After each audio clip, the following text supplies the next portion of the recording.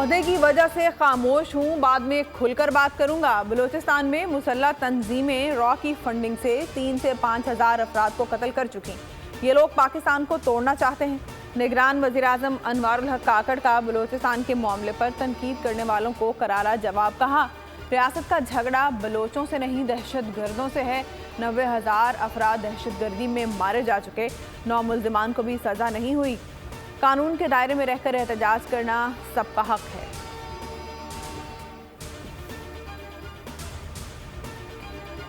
Article 62(1)(f) के तहत नाअहली 5 साल या ताहयात। सुप्रीम कोर्ट में अहम केस की समाअत कल होगी। अदालत ने दे दिया।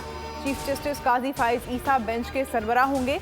बेंच में justice Mansoor Ali Shah, justice Yahya Afridi, justice Aminuddin Khan, justice Jamal Mandokhail भी शामिल हैं।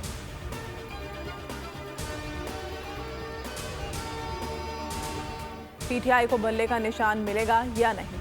पेशावर हाई कोर्ट में इलेक्शन कमीशन की दरख्वास्त कल समाअत के लिए मुकर्रर। इलेक्शन कमीशन ने इंटर पार्टी इलेक्शन केस में हुक्म इम्तना पर नजरसानी और दरख्वास्त 2 रुकनी डिवीजन बेंच के रूबरू जल्द मुकर्रर करने की इत्तला की थी। जस्टिस एजाज खान पर मुश्तमिल सिंगल बेंच मामले की सुनवाई करेगा।